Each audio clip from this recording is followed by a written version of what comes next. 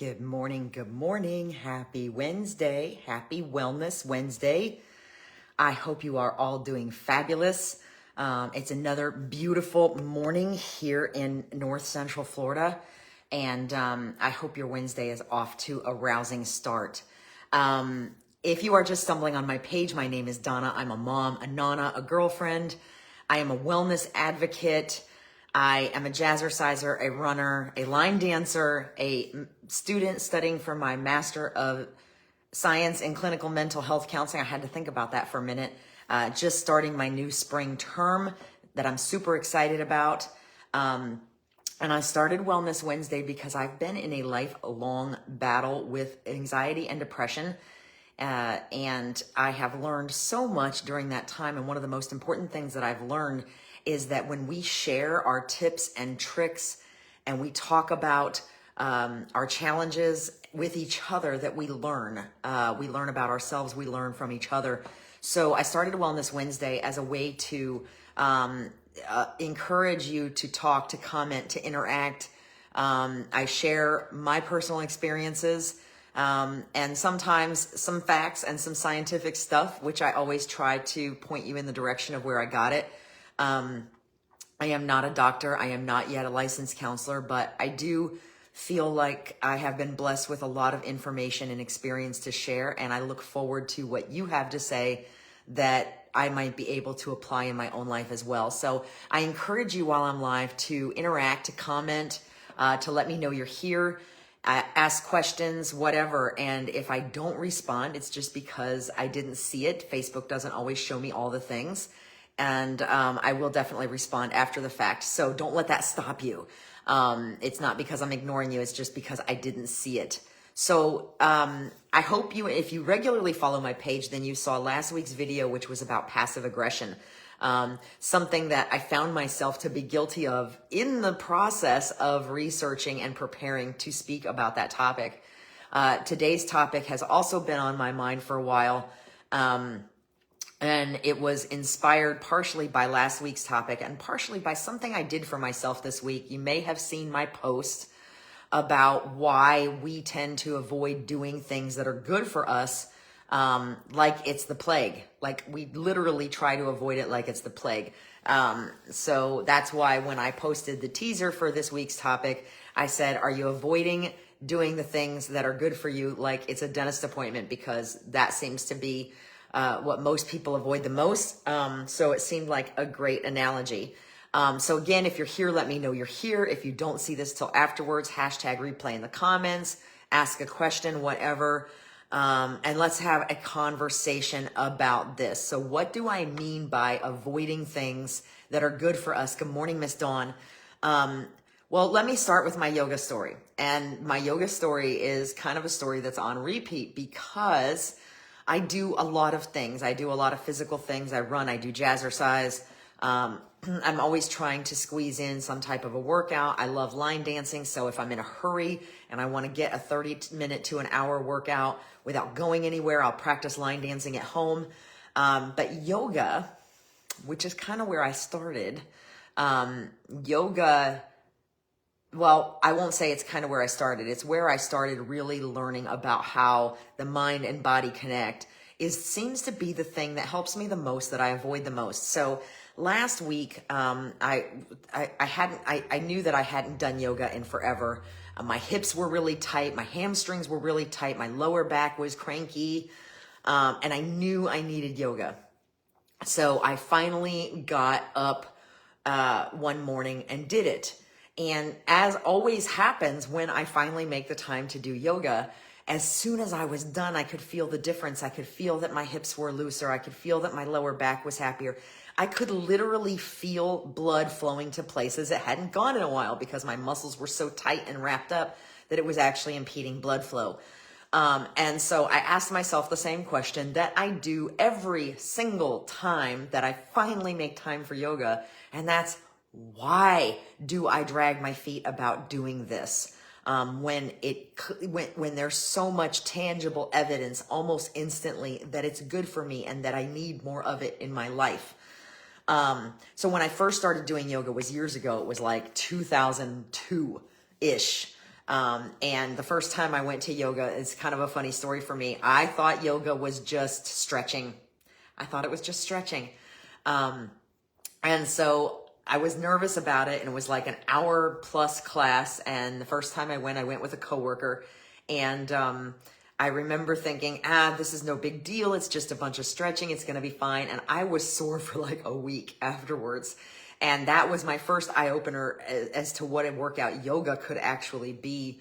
And then as time went on and I continued to go consistently for, once a week, sometimes more, I found that simple acts like squatting in front of the printer to fill the paper would cause my whole spine to just realign itself. And I knew that that was a benefit of doing the yoga. Fast forward several years later, I'm training for half marathons. And yoga would be the one thing that I could come back to that would stretch everything out properly and not make my legs feel like, 80-pound sandbags when I was running. So all along I've known that yoga is extremely helpful to me. When I threw out my back, I went immediately to lower back stretches. There's just all kinds of ways that I have found that yoga helps me over time. And yet it's sometimes the last thing I do when it's obviously one of the things I need the most. So this can apply to a lot of things. Where I'm going with this can apply to a lot of things. Skipping workouts, avoiding nourishing or healthy foods versus comfort food. Just simply getting up off the couch to do something physical instead of sitting there. Putting down the phone. All of these things are examples of things that are good for us, that we know are good for us, that we avoid like the plague.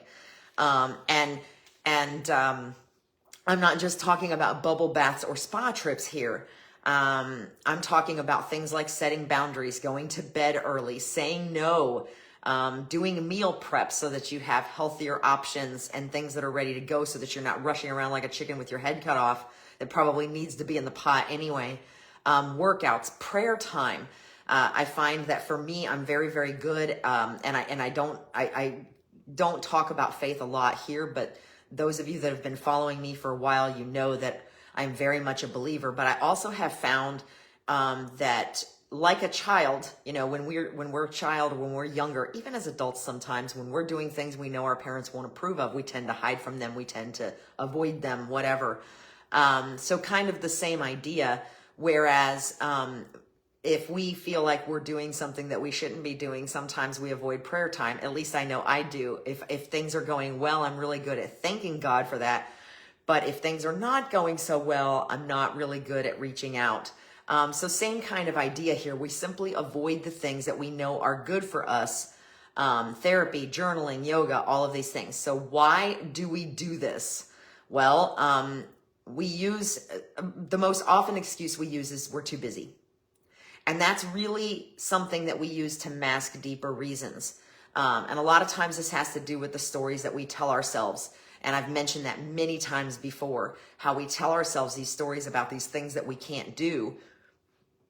For whatever reason, I don't have time, I'm too tired. Pick a reason, insert it here. And we tell ourselves these stories about things that we can't do to reinforce avoidance and avoiding those things. A really good example is last week also, I've been trying to get more consistent again with my running because I've been kind of off the wagon with that and all over the place. So I ran Thursday morning and knowing that I was going to go to line dancing if I had time to be able to do so on Thursday night. Now, I have historically been known to be like, I can't line dance on a day that I run. My legs are going to be too tired. This is a story I repeatedly tell myself. And I had that same thought the night before, but I knew I wanted to get the run in to break the pattern of not doing it. So come time to go line dancing, and I did actually have time to go. And at that point, I had completely forgotten that I ran that morning. And you know what? I'm almost done with my 2 hours of line dancing, and I'm like, you know what? My legs aren't even tired. They don't even hurt. So again, a story I have told myself repeatedly, that when forgetting about it or being too busy taking it out of my head, I found that I could I could dance and run in the same day with no problems and feel great the next day. Ironically, I wasn't even sore. However, I will say, just to get back to the yoga thing for a minute, that the day that I ran this week that I did not stretch properly afterwards, I was extremely sore the next day. So you can kind of take that and run with it as you will. So other reasons we do this besides the excuses and stories we tell ourselves is fear of discomfort or change. A lot of times this is a subconscious thing, but sometimes, taking the time to meal prep takes more energy, we think, than it does to just reach for the comfort foods. And our brains are basically wired, and I talked about this a little bit last week and the week before also, our brains are basically wired to protect us and keep us in a comfortable space, which is not always the best thing for us. There's a lot of things we don't necessarily need to be protected from anymore. But we still go for those comfortable things. So it's oftentimes a fear of discomfort or change. Like if we need to get up earlier, good morning, Miss Victoria, in order to make time for the things that we think we're too busy for, y'all, getting up early is uncomfortable. That last hour that we're in bed, we're like, oh, the bed's so comfortable. The alarm goes off. We're like tossing the phone across the room, hitting the snooze button, whatever. Getting up early is uncomfortable. But then when we do it, we are able to accomplish so much more, it seems like. I don't know about you, but for me, if I get up when I'm supposed to, and I have that extra hour to myself where I'm just doing the things, I feel so much more accomplished by the time I would otherwise roll out of bed, that it literally changes the day. So we often fear discomfort or change,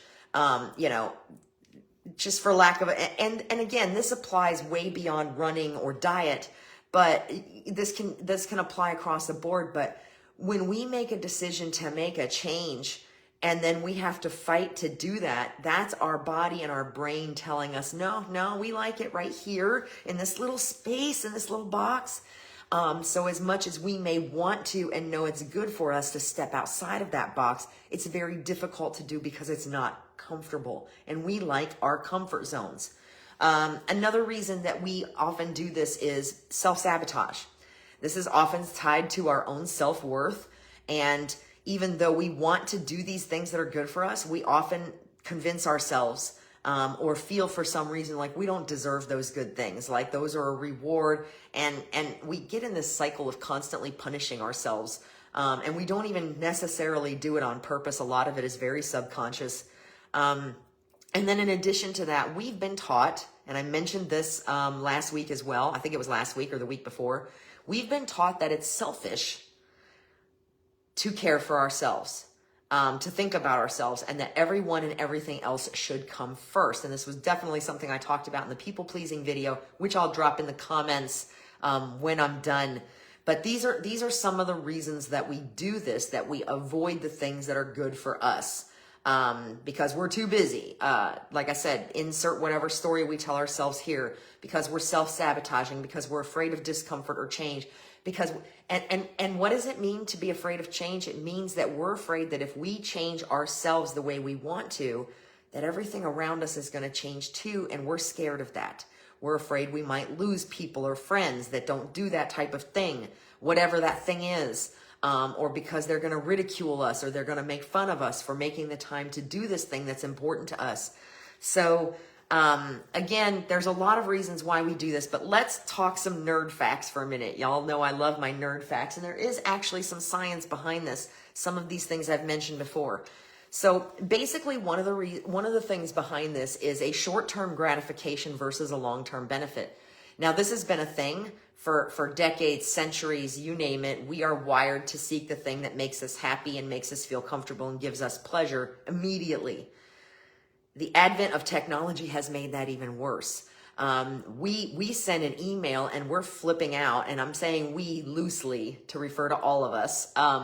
So don't take that personally. But if we send a text or an email and we don't have a response within a couple hours, we're like, what the heck? Technology has taught us that instant gratification is normal and okay, when it really can be very damaging. Once upon a time when we just had regular telephones and answering machines, eek. If we left a message for somebody for a business, we we expected that we weren't going to get a response for a couple of business days. Now, if we go without a response for a couple hours, we're like, what the heck is going on? Why are they ignoring me? Why aren't they calling me back? And it's truly a thing. And I know I find myself to be very reactive to texts and messages and constantly feeling and telling myself that I have to answer these things right away when I don't necessarily have to do that. So our bodies and our brains are wired for short-term gratification versus long-term benefit. And in layman terms, what that looks like is the piece of chocolate that's already wrapped up in the package that we can grab tastes better, smells better, makes us feel better on the instant level, and is easier to grab than, say, cutting up the apple that is better for us in the long run, but taking the time to cut up that apple and eat that apple for its long-term benefits. Maybe we don't think it tastes as good as the chocolate. A lot of times I find myself grazing because I work from home and I study from home. I find myself grazing on quick, easy things instead of taking an extra 2 minutes to make something that's a little healthier. So this is the same thing as the busy versus a 30-minute workout mentality. We tell ourselves we're too busy. We tell ourselves we're too tired. And so we do the thing that's easiest, which is grab the cup of coffee, whereas making time for the 30-minute workout could literally change our day in so many ways other than just holding off, skipping or delaying that cup of coffee. So we're going to talk about that a little bit more in a minute, but there's actually science behind this. Avoidance, the biggie. Here's the biggie. Avoidance triggers guilt. We say we want to do something and then we don't do it and then we feel guilty about it, and it perpetuates into avoidance of something else or avoidance of it again the next time. So avoidance triggers guilt, which fuels more avoidance. So follow my very simple non-mathematical equation here. We hit the snooze button. That means we wake up late. That means we feel guilty and that we don't feel like we have the time to do the things that we intended to do before we woke up late, which then equals more guilt. So each time we avoid the thing,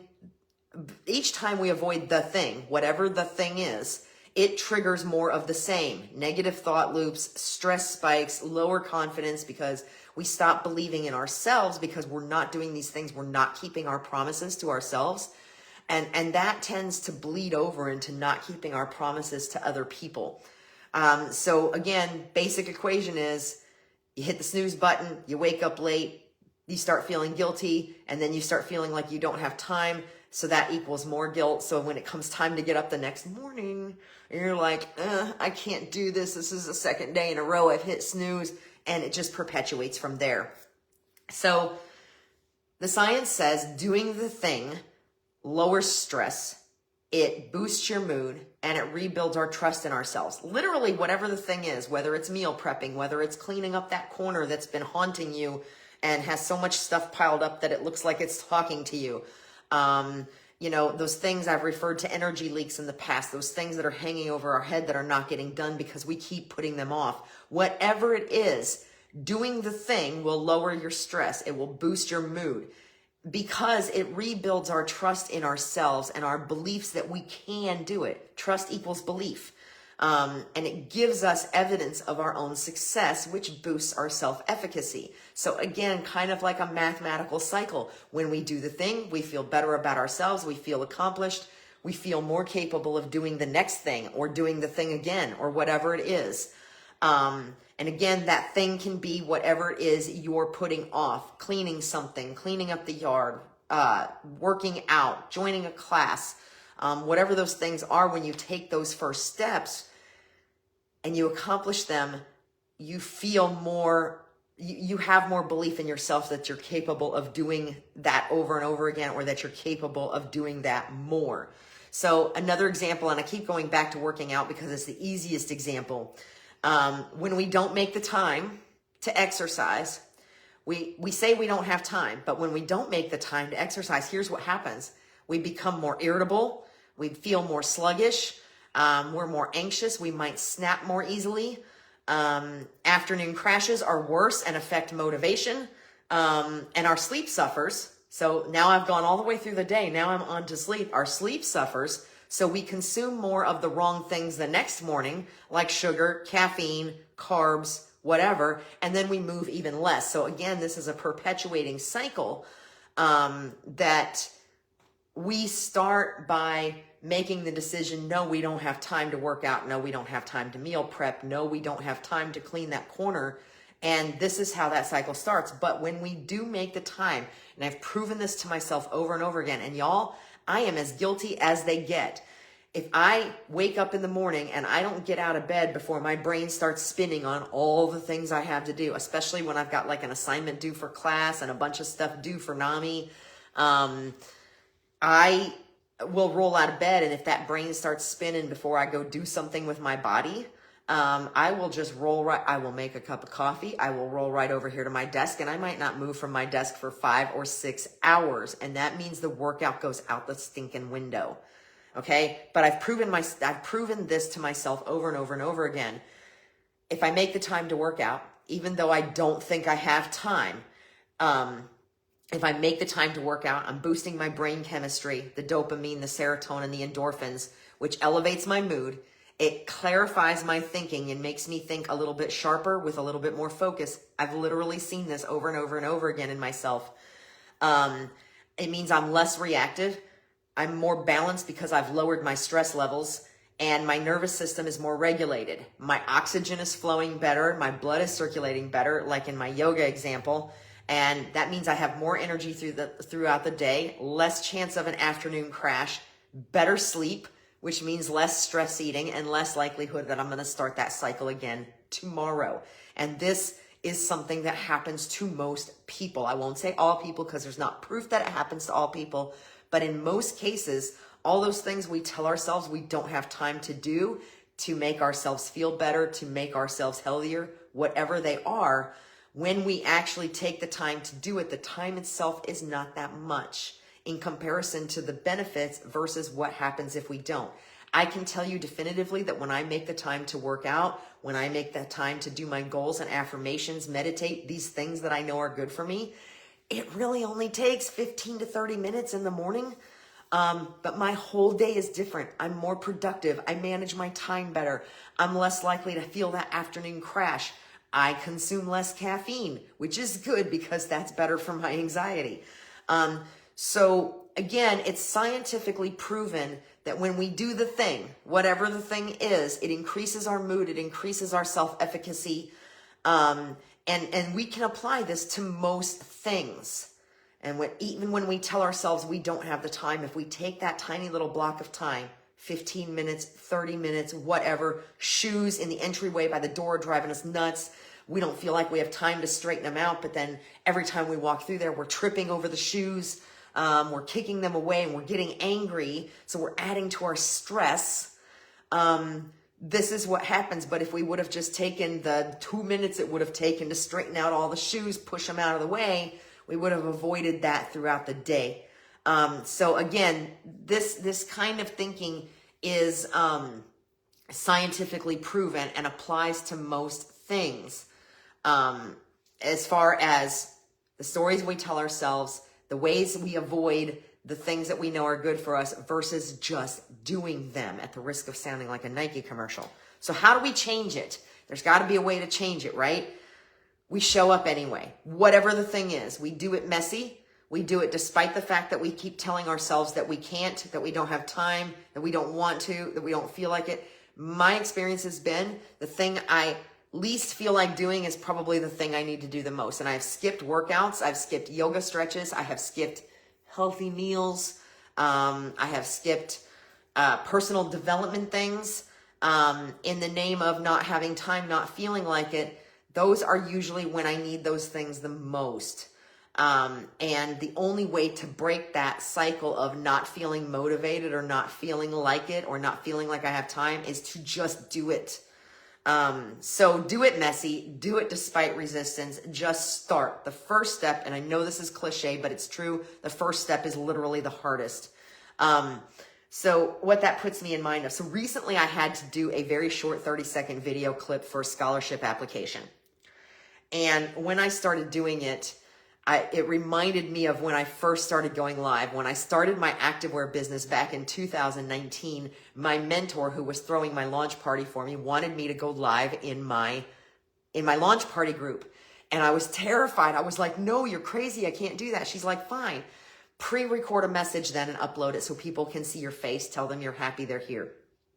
So now, mind you, this was 6 years ago, and I was recovering from horrifying social anxiety. And what the heck I was thinking at the time, I remember, what the heck was I thinking getting into a business that requires me to talk to people more and get in front of people more? But here I was.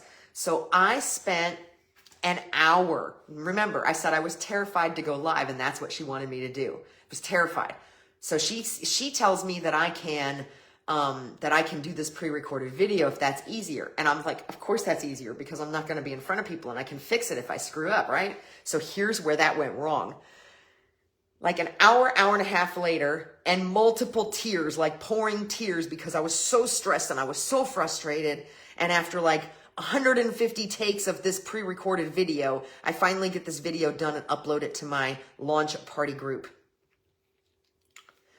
And then the first time I went live, I just went on and I did it. And if I screwed up, I apologized or I made a joke about it. And I realized in those moments that if I would have just gone live in the first place, I would have saved myself an hour and a half of my life that I was never going to get back. A lot of space on my phone and a lot of tears and frustration, because as nervous as I was about going live that first time, it did not compare to the stress that was caused by redoing and retaking this video over and over and over again to the point where my head was ready to explode and I was convinced that I was never going to get it right. So when I was doing this 30-second clip, now look at me now. This is 2025 and here I am and I'm just babbling away at you every single week without even thinking twice about it, without even batting an eyelash, and I still screw up and I still make a joke about it. But if I had to pre-record one of these videos, I'm not sure I could do it, y'all. So that's what I mean when I say do it messy, do it despite the resistance. The first step is the hardest. When I did this video clip, I must have told Eric after like the 10th take, I'm like, this would be so much easier if it was live. Now, what a turnaround that is from 6 years ago. What a turnaround.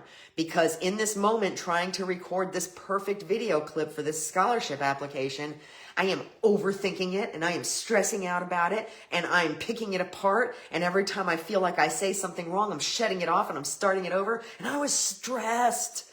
Oh my gosh, it was stressful. And it took like over an hour to get it to where I was happy with it. And then I did another one just to make sure I ended up liking the one I finished with before.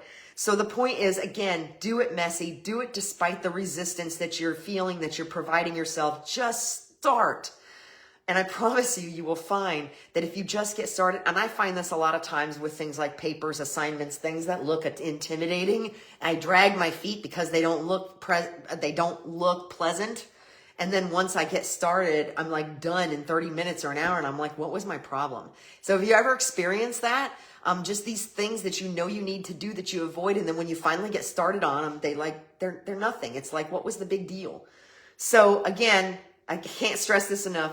This is how we start to change. We do it anyway. We do it messy. We do it despite the resistance, in spite of the resistance. If we are definitely feeling not motivated or resistant to it, that's the time to do it.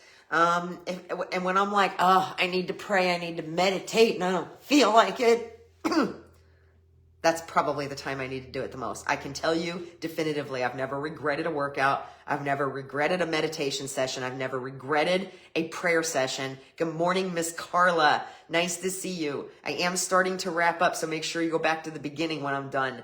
I've never regretted a workout. I've never regretted a prayer session. I've never regretted a meditation. Most of the things that I've dragged my feet about, the only thing that I've ever regretted was dragging my feet, was practicing that avoidance. So again, another way besides doing it messy, doing it despite our resistance or our lack of motivation, acknowledge that we may have failed in that respect. We can be, hey, I hit the snooze button. I got up late. It put me behind, but don't judge yourself. It doesn't mean you can't fix that tomorrow. So you had a bad meal. and you're trying to clean up your eating, it doesn't mean your next meal has to be bad too. It doesn't have to destroy the whole day. So you missed your morning workout. Where could you squeeze in a stretch session later in the afternoon? There are ways to make up that time and to squeeze in those things that are important if we make them a priority, instead of judging ourselves for not doing it when or how or whatever before. You know what I mean? If I judged myself after that first scholarship video clip and how it turned out and never continued trying again, it would have never happened. If I judged myself after that first experience trying to pre-record that video for my launch party, I wouldn't have a successful activewear business 6 years later. So remember that it's okay to acknowledge our shortcomings and our mistakes, but not to beat ourselves up about them and not to judge ourselves about them and use those to prevent ourselves from taking that step forward, even if it's a little bit later. Better late than never. Again, another cliche, but completely true. So another thing that will help us to change this avoidance is to tie the actions that we want to accomplish to how we want to feel or what we want something to look like in the long term versus just as tasks to complete. I'm the queen of lists, y'all. This is the start of my list for today. It's actually shorter than usual. This is another list of things I have to do for my part-time job. This is my list of things to do for school for the week. I am the queen of lists. Absolutely am. But if you make everything that is good for you and everything that you need to do and everything that you want to do just an item on a list as a task to complete, then it feels like a chore. So what we have to do to change that is to tie those actions to how we want to feel or what we want something to look like down the road. And that's part of that short-term gratification versus long-term benefit that I was talking about. So in my case, yeah, my school list looks daunting. My work list looks daunting. But how do I want to feel? How do I want to feel when I accomplish that? I want to be that step that much closer to my degree, to finishing my program. I want to be that much closer to getting started early on the next week's stuff so that I can finish the term early without stressing out. I want to get my work done for my part-time job so that I can get my hours finished and get everything done. It makes me feel better. And the quicker I get it done, the more time I have to enjoy to myself. When I work out, when I don't work out, I feel sluggish. I feel sore. I feel achy. I don't make the right food decisions. But when I make the time to work out, I feel better. I feel more energetic. I feel clearer, sharper, all of those things. So we need to tie those actions to how we want to feel after doing them, versus just tasks or chores to complete. So while I'm the queen of lists, I also know that when I take the time to write down my goals and affirmations and meditate and pray first thing in the morning, my day looks, can I do it later in the day? I can, and I have, and it still helps. But the impact on my overall day is tremendously different when I do it in the morning, when I do it first thing and I make the time and I don't hit the snooze button. And then finally, the final way that you can start to change this process is to remember when whatever it was helped. Okay, you're like, what? What, Donna? So let's go back to the yoga thing. When I'm dragging my feet and I'm like, I don't want to do the yoga. I don't feel like it. I don't have time. But then I remember, oh yeah, but last time I went a really long time without doing it, and then I did it, I felt so much better. That's what you harness. You go back to how you felt after the fact to remind yourself of why you need to do it, whatever it is, whatever the thing is.